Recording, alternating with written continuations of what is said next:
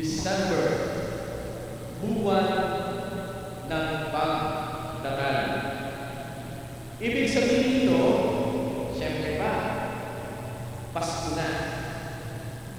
Nag-meeting po kahapon ang PCEC para po sa Grand Prayer meeting natin sa January 25. Dahil ang mga nakaraang araw ay hindi masyadong matakot. Pero kahapon, ano po, matakot, patraffic. Ibig sabihin, nanahanan ang kapaskuhan. Muntik pa kami maling sa service kahapon sa traffic. Ano po? Eh syempre, natin tayo sa meeting ng BCTC. Pero yung po naman ay naisagawa ng maayos. So, Pasko na. Kaya ng iba ko, prepare your needs. Pero, nakatingin siya doon sa mga elders na kasama, doon sa mga taga-pagkakabilis. Tayo po ay nagsindi ulit ng kandila. Isang kandila, kada linggo, 4 na kandila yan, na nangangahulugan ng pagsisindi ng kandila ay kamudyat ng pagkakal ng ating Panginoon Hesus Kristo. Pasko na, kaarawan ng ating Panginoon Hesus, ang puso ng Pasko. Lagay niyo na yung kanyang kamay sa tapat ng puso. Tumitigong pa ba yan? Anong sinasabi? Yun. Salamat ni Chakura. Dug-dug-dug daw. Diba? Tama naman. Pero yung dug-dug-dug daw, iman. Dahil, ito talaga ang Pasko. Pagmamahal. Kapayapaan. Kaarawan ng Diyos na kung saan ay lahat ay nagdiriwang. Siya lamang po ang pinaghahandaan ng lahat ng mga tao. Ano po? Sabi ko nga po sa service, kahit na ang last yan, ito pagka tayo ay may birthday, ay may birthday cake.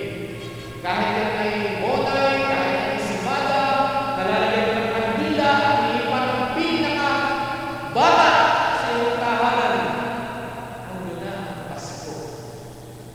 Hindi ba? Naalala ko yung Pasko ng isang taon. Wala pong cake sa bahay. Ang ginawa namin yung aming kaserola may kanin. Nilagyan namin ng kanina. Yon ang birthday cake para kay Jesus.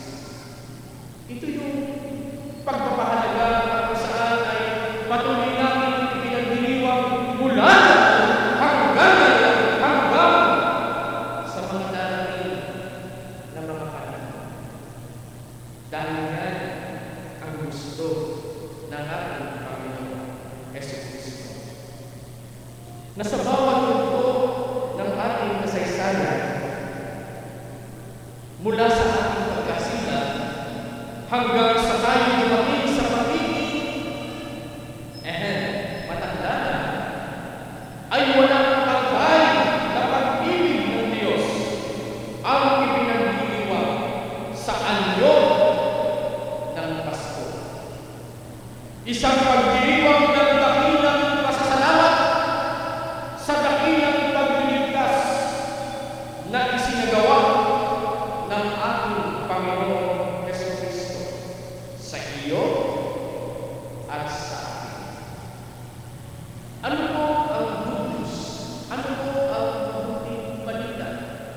Bukod sa katabi ninyo ang inyong mga mahal sa buhay sa linggong ito, kung hindi ang mabuting balita ng ating Panginoong Diyos, mga magulang ko at mga kapatid, ay may titulong ang pagdatal, hatid ay kaligtasan. Alam niyo po, ipinapahayag o ipinahayag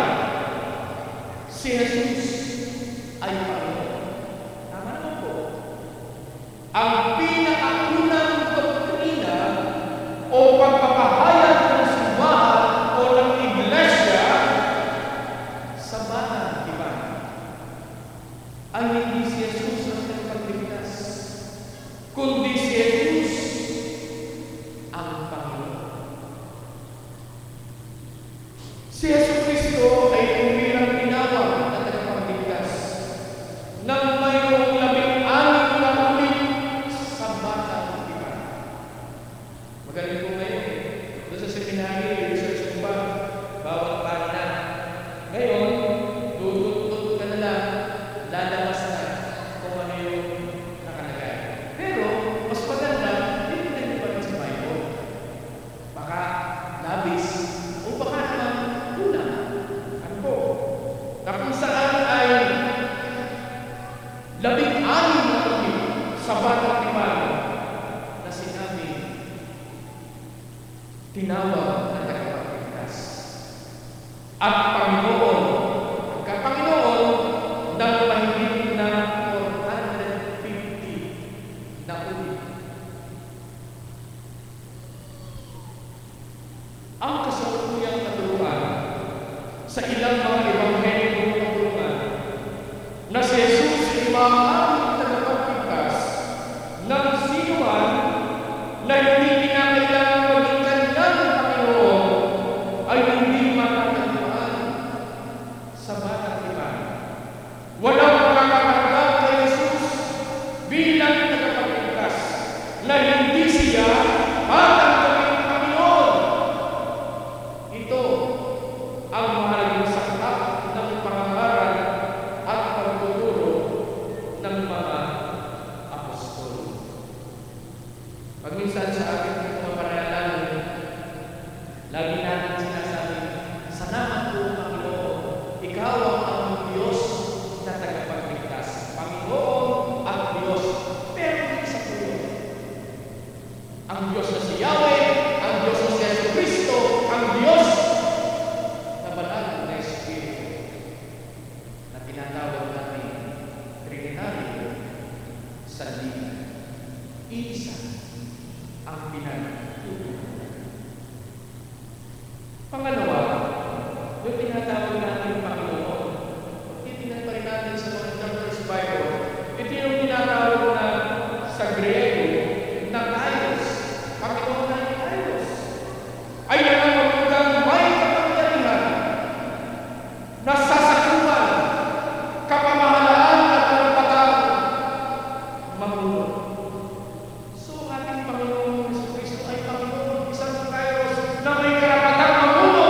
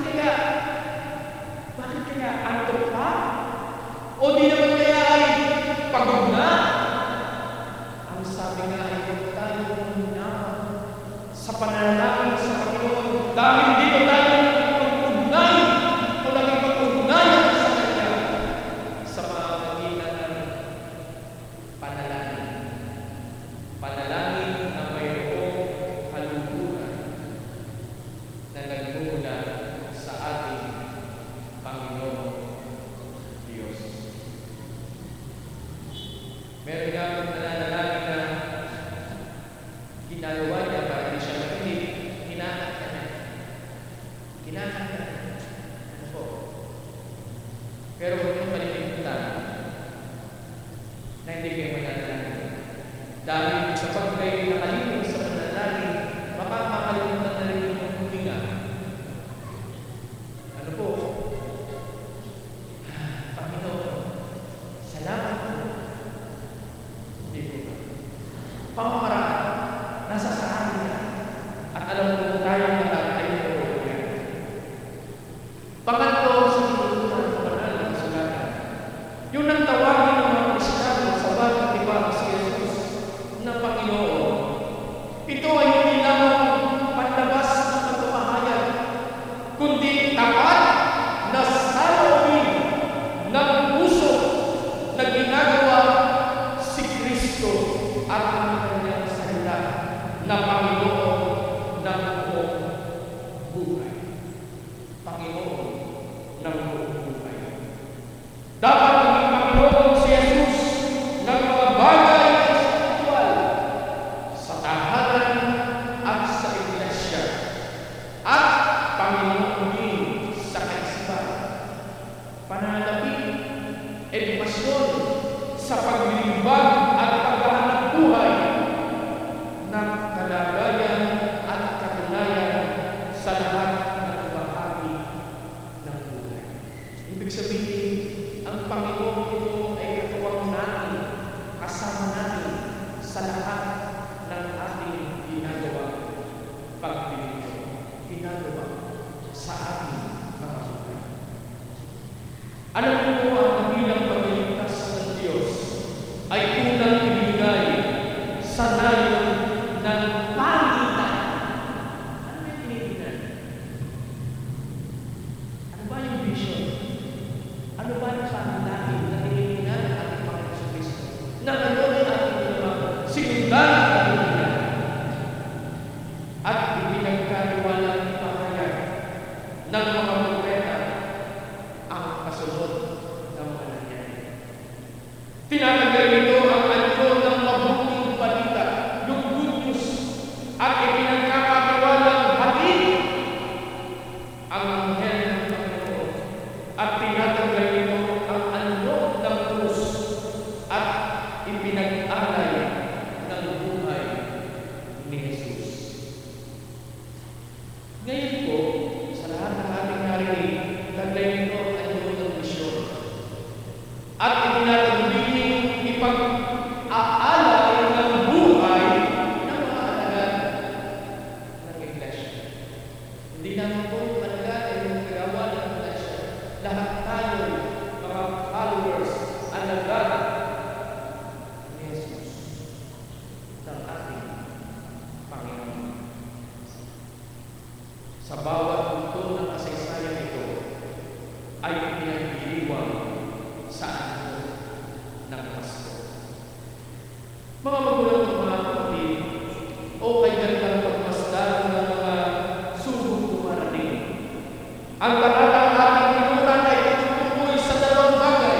Una, sa mga nagpahayag ng pagkakapalaya sa mga bihan sa Babilon.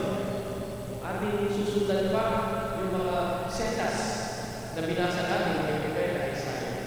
Pangalawa, yung ipinakikita nito ang kapahayagan ng kaligtasan sa pamamagitan ng parating na Mesiyas. Sa pamamagitan ng parating na Mesiyas. Sino mang itinatanggi ang pagkabuhay ng muli ng katawan ng Kristo ay hindi maaaring na siya isang tunay na Kristiyano. Siya ay hindi pa rin mananampalataya sapagkat ang kamahalan at pagkabuhay ng mga muli ni Kristo ang tampok na kadalanan ng kaligtasan at kapayapaan sa lahat. Ang pinagtutunan ng ipinahayag na balita ay ang Diyos mo ay ang Diyos ko at Diyos mo ay ang kaharian ng Diyos ay dumating na sa lupa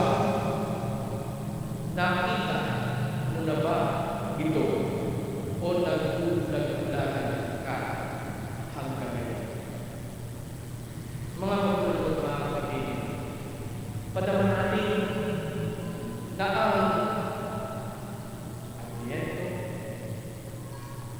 ay bahagi ng ating buhay. Bahagi ng kasaysayan. Bahagi ng kung saan tayo ay kinikilala ng mga anak ng Diyos. Sapagkat ang pagtatayo, hindi lamang hatid ay kaligtasan, kung hindi hatid ay pagmamahal para sa isa't isa. Muli po, dalhin natin ang pagkapalan, hatid ito ay kaligtasan sa ating mga buhay. Kaya nga, God is life all the time para sa ating mga buhay. Sa pangalan ni Jesus. Amen.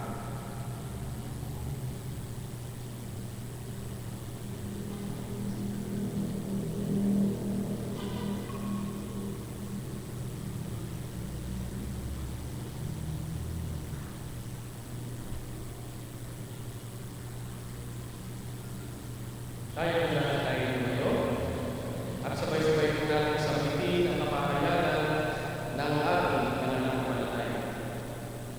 Sumasampalataya kami sa Diyos na makapangyarihan sa lahat, lumalang ang langit at lupa, at sa Diyos na patuloy na isa sa ating kasaysayan at buhay. Sa Kanya ang tao sa pamamagitan ni Jesucristo upang ang sanlibutan ay magkaroon ng pag-asa at kaayusan, at sa Kanya ang kapangyarihan sa pamamagitan ng banal na Espiritu upang magsilbing kalakasan ng kapwa at nagdudusa, at kasiglahan sa lahat ng pananampalataya upang magpatotoo ng ganap. Sumasampalataya kami na ang sambahayan ng tinawag at ipanal ng Diyos upang maging alulod ng Kanyang pag-ibig, kaayusan at kapayapaan sa pamayanan. Ito ay tinawag upang mamuhay ng mapayapa kasama ng kanyang kapwa at ng sanglibutan, upang magpatotoo para sa kaganapan ng kaharian ng Diyos na puspos ng pag-ibig at katatagan.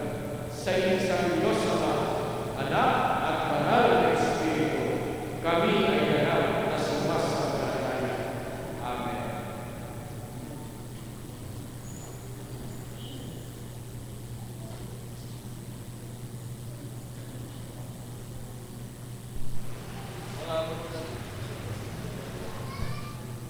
Mga magulang ko at mga kapatid kay Kristo,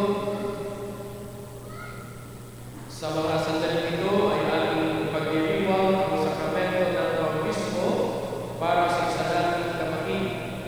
Ang sakramento ito ay batay sa mga salita ni Jesucristo nang sabihin niya sa kanyang mga alagad, "Kaya bumayo kayo at gawin mo na ganito ang lahat ng bansa.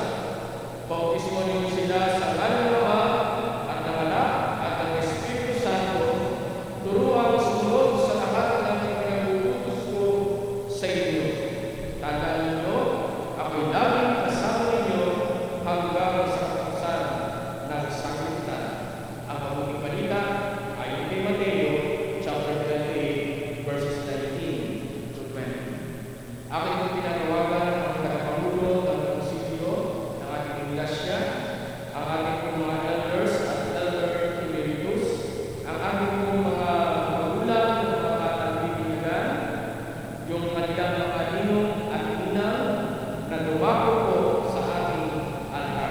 Kasama siyempre ng baby ating baptismo.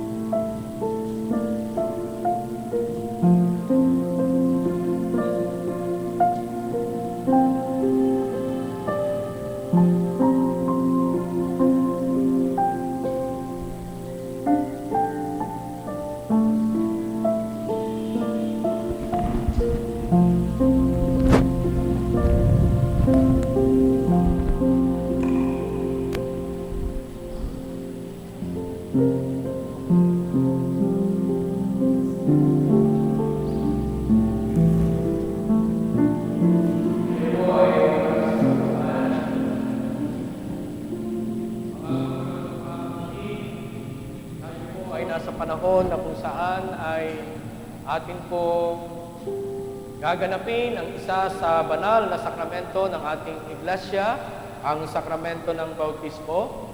Ngayon po ay iniharap ko sa inyo ang kanyang mga magulang, mga ninong at ninang. Ito po ay galing sa kamukha naman ng ang kanalinga. Ano po? Sige po, kayo po ay humarap sa inyong mga lingkod. Pakisindihan po ng kandila na inyong daladala.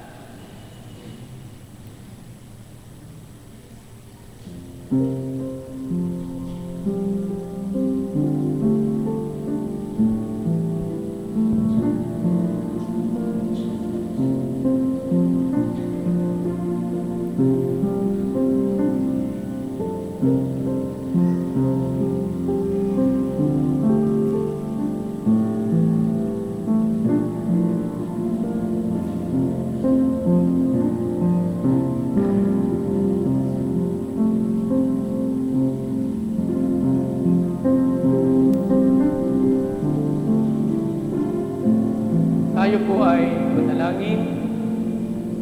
O Diyos na makapangyarihan sa lahat, patuloy po namin dinadama ang iyong Espiritong Banal sa mga sandaling ito para po sa gagawin naming pagbabautismo sa isa sa iyong anak at ang Anghel o aming Panginoon. Alam po namin na ikaw ang aming kasama, ikaw ang aming kapiling. Sa mga sandaling ito, aming Panginoon, meron po kami mga simbolo na kung saan ay kapahayagan ng iyong pag-ibig sa bawat isa sa amin. Ang una, dakilang Diyos, ang kandila na may lingas. Inyo pong i-bless ito, aming Panginoon, at alam po namin na tatanglawan ng kandilang ito na may lingas ang daraanan ng batang ito, hindi lamang patungo sa iyo, kundi sa kanyang mga gagawin sa mga darating na mga panahon. Ganon din o aming Panginoon, i-bless niyo rin po ang banal na kasulatan na kung saan ay kikilanlin ng batang ito bilang bahagi ng kanyang buhay, sapagkat mula sa matandang tipan at batang tipan, sinasaad ang iyong pagmamahal sa bawat isa. Ang ikatlo at ang huli o aming Panginoon ay ang tubig na patuloy na nagbibigay ng buhay. Ang tubig na siyang gagamitin naming pagdampi sa batang ito o aming Panginoon, ibig sabihin nilulukuban mo siya ng iyong kapangyarihan sa pamamagitan ng pagbabautismo sa Kanya. Maraming salamat o aming Panginoon, at ito po ang aming sama-samang panalangin sa pangalan ni Jesus. Amen. Meron lamang po akong mga paalaala, ay una sa mga magulang, sumunod sa mga ninong at ninang, ganoon din sa kapulungan. Inyong dinala sa dakong ito ang inyong anak sa pagnanasang siya ay bautismuhan sa pangalan ng Panginoon. Ang pagnanasang ito ay kapahayagan ng inyong pagkilala sa pag-ibig ng Panginoon at bilang pagkilala na siya ang tagapaglikha sa lahat ng bagay. At ito'y pagpapahalaga sa lahat ng walang hanggang pagkalinga ng Panginoon sa ating mga buhay. Sapagkat ang United Church of Christ in the Philippines ay produkto ng 5 pinagsamang denominasyon tulad ng United Brethren, United Methodist, Congregationalist, Church of Christ Disciples, at ang Presbyterian, ay may iba't ibang pagsasagawa ng bautismo. Ngayon, gagawin natin ang isa rito, ang pagdampi. At ang mahalaga ay ang ating isasagawa ay isang pagkilala, pakikibahagi, at pakikiisa sa katawan ni Kristo. Sa mga magulang, sa inyo bang pagtatalaga para bautismuhan ang batang ito, ay ipinapahayag ninyo ang inyong pananampalataya kay Jesucristo bilang hari ng inyong buhay? Inyo bang tinatanggap sa inyong sarili at para sa inyong anak ang tipan ng biyaya bilang katiyakan na minamahal ng Diyos ang inyong anak at siya'y nagnanasa na sa pamamagitan ng panalangin at halimbawa ay inyo siyang aarugain at tatangkilikin? Kayo ba'y nangangako na inyong tuturuan ang inyong anak batay sa katwiran ng banal na kasulatan, sa katotohanan ng pananampalatayang Kristiyano at sa lahat ng kabutihang na ayon sa ating pananampalataya? Sa mga ninong at ninang na naririto ngayon, kayo ba'y buong kapakumbabaang tumatayo sa harapang ito at nangangako na magsisilbing gabay kayo sa paglaki at hinaharap ng batang ito sang-ayon sa niloloob ng Panginoon? Gaya ng dati, pero tsak na ang batang ito ay lalaki dito sa loob ng simbahan dahil ang mga ninong at ninang ay taga rito, ang ilan, so magagabayan ang bata. Kapag hindi kasama ng mga magulang ang inyong inaanak, ay kayo magsasama dito sa ating simbahan or sa inyong simbahan na inyong pupuntahan. Marami pong salamat. Sa kapulungan na naririto ngayon, bilang mga kaanib ng kongregasyong ito, tinatanggap niyo ba ang batang ito sa pag-ibig at pagkalinga ninyo at nangangako ba kayo na magiging kasama niya habang siya'y lumalaki, maging sa kasayahan, gawain, paghihirap at paglilingkod?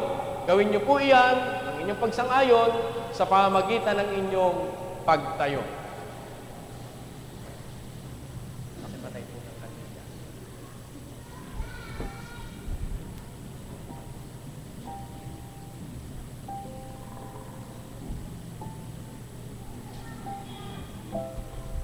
Inaanyayahan ko po yung mga ninong at ninang na ipatong ang kanang kamay sa bata. Yung kung hindi makakapatong ay sa balikat ng mga ninong at ninang na nakapatong po sa bata.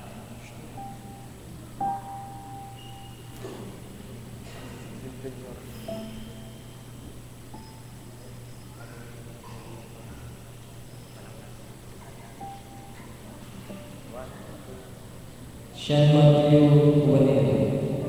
Binabautismohan kita sa pangalan ng Ama, ng Anak, at ng Banal na Espiritu. Pagpalain ka ng Panginoon at ingatan ka. Paliwanagin ng Panginoon ang kanyang mukha sa iyo at mahabag sa iyo. Ilingap ng Panginoon ang kanyang mukha sa iyo at aakapin ka, mamahalin sapagkat ikaw ay kanyang anak. Sa pangalan ng Diyos Ama, ng Diyos Anak, at Diyos Espiritu Santo. Amen. Mama sa akin. Maiiyakin na ito.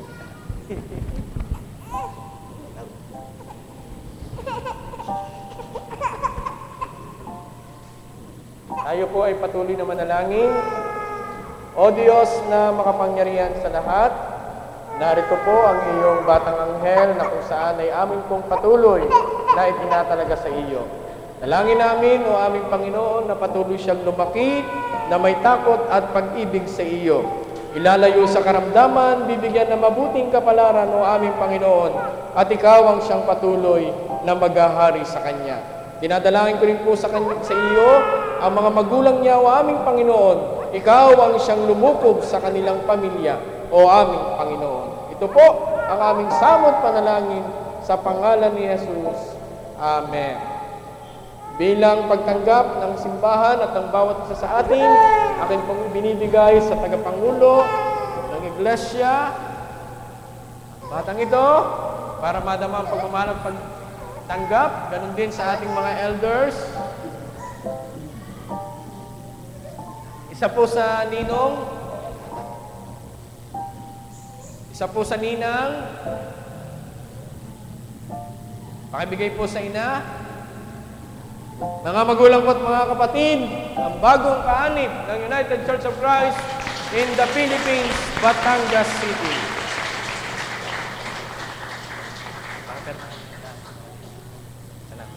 Salamat po. Pwede na po kayo balik sa inyong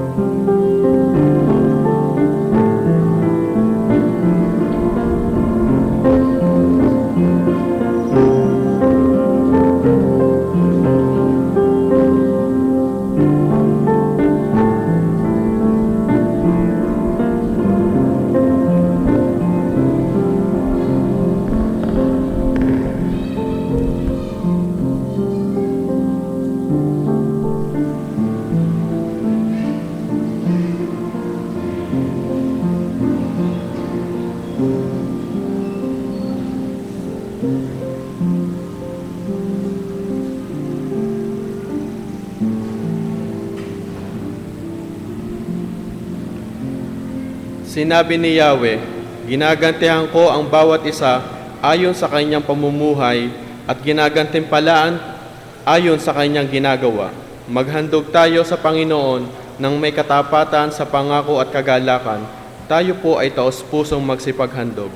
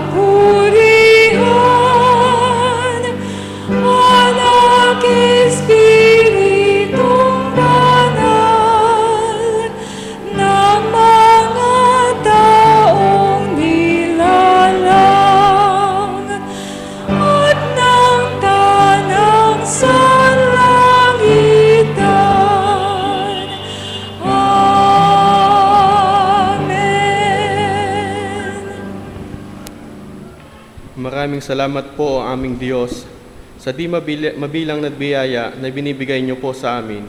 Narito po ang aming bahagi ng aming pinagpagalan bilang handog namin sa inyo. Sana po ito ay inyong basbasan, pagpalain niyo po ang mga taong naghandog, at maging bahagi po ito sa pagpapalago ng inyong banal na salita. Salamat po, Ama. Amen.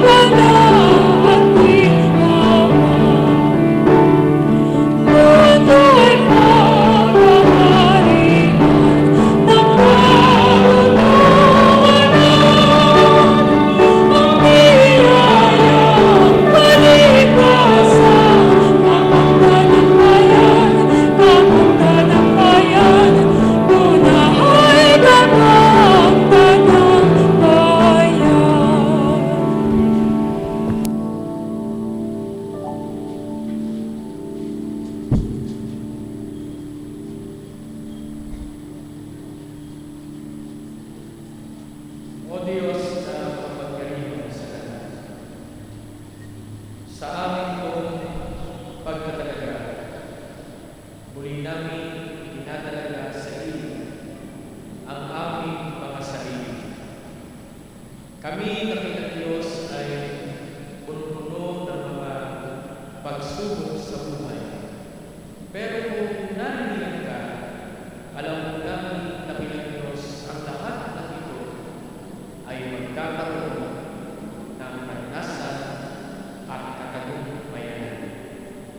Katulad, dakilang Diyos, ng iyong pangako.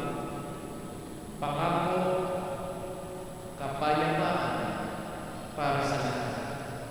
Dahil ito ang nararapat sa mga nagmamahal sa aming Panginoon Jesucristo.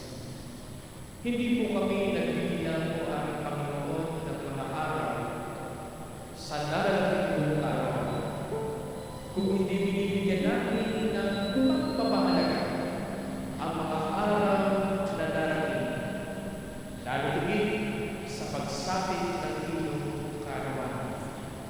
Dahil kung hindi ka isinilang sa ibabaw ng lupa, wala kami pananampalataya o pinaniniwalaan ngayon.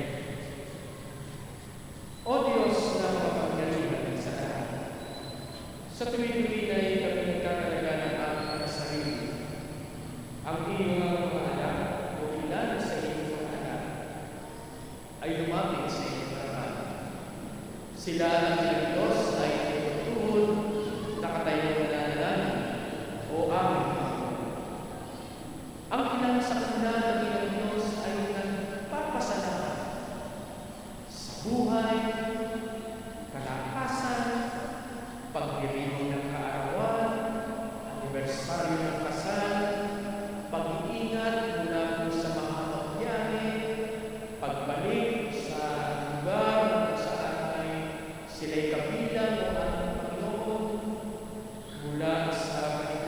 karamdaman ay gumaling, lahat ng iyong dakilang Diyos ay aming ipinagpapasalamat sa iyo.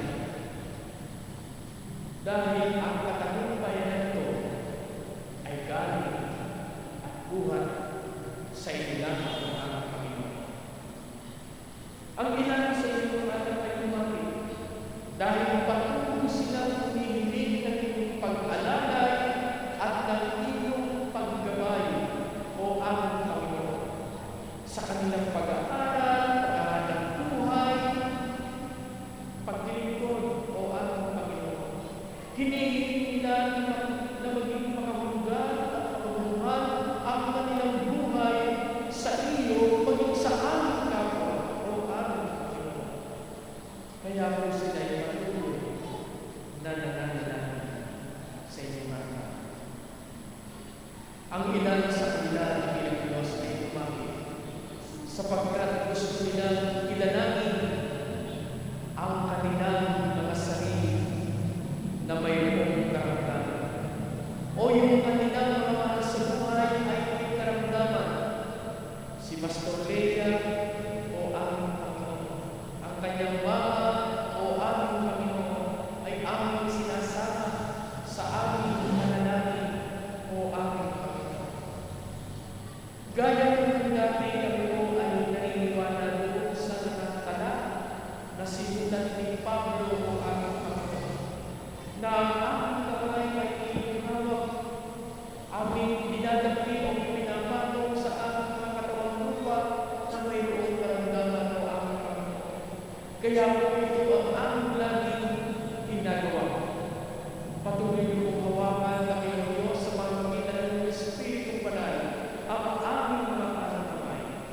Patuloy namin idadagpi ito ang aming Panginoon sa amin sa parte ng aming katawang lupa na mayroong karamdaman. At pag-uwi namin ang aming Panginoon ay aming idadagpi at kami mag-uusap ng panalangin para sa iyo, para po sa kagalingan ko aming Panginoon. Hindi po kami nagpapagaling. Ikaw ang Panginoon. Dahil biniblas mo yung mga doktor na tumitingin sa kanila. Yung mga gamot na pinapasok sa kanilang lupang katawan ng aming Panginoon ay inyong biniblas yung aming Panginoon. At kasama ng aming pananampalataya at pananalig at pagsambit ng inyong pangalan sa pangalan ni Jesus. Sa pangalan ni Jesus.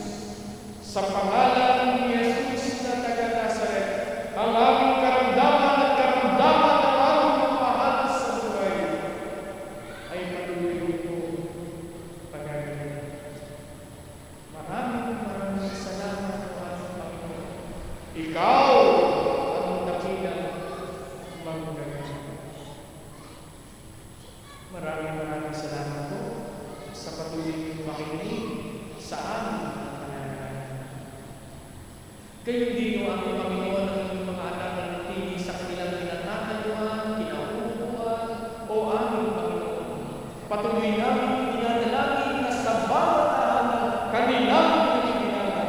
Ikaw ang siyang naroon at ikaw ang siyang patuloy na magagay upang ang pagmamahalan at pagbibigayan, pagsusunuran ay kanilang maranasan mula sa mga anak sa mga kasama nila o aming Panginoon sa tahanan ng puno ng iyong pagmamahal.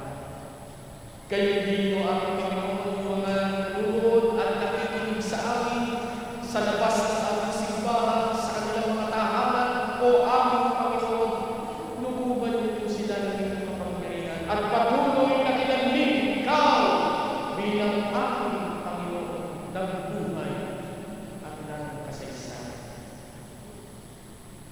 Kami po ay lalabas sa iyong bahay daladala ng aming Panginoon.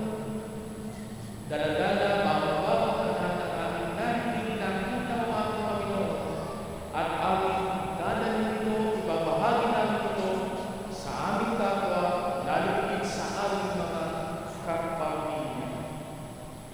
Ingatan niyo po kami o aming Panginoon sa aming pagpapamiligayan niyo o aming Panginoon, ano man ang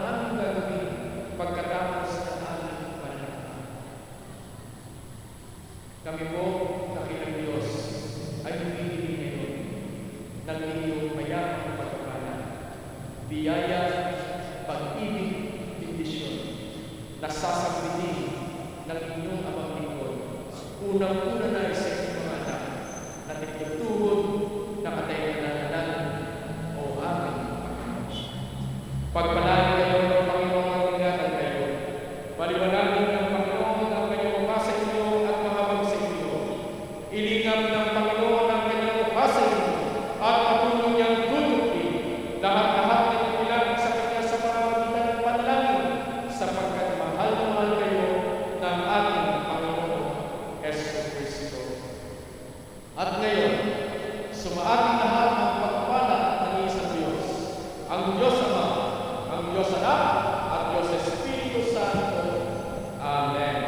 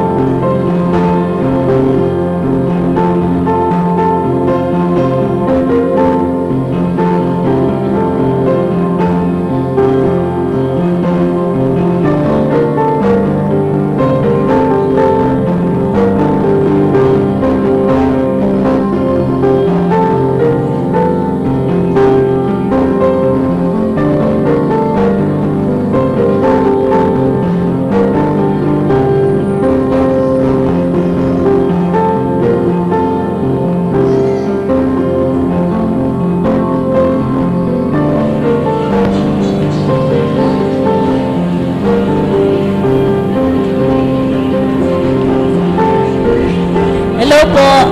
Meron po akong pasopas dito. Nag-50 years old po ako kahapon at saka anniversary ng kasal namin ngayon. At 18th birthday ho ni bunso ko, si Elizabeth. Salamat po. Tinatawagan po lahat ng UCM na tumigil dito sa harapan. Meron po tayong napakaiksing pagpupulong at pagkatapos po tayo po ay magme-merienda dito sa labas sa 50th birthday ng Ate Maida. So lahat po anong kumanta kanina dito sa harapan,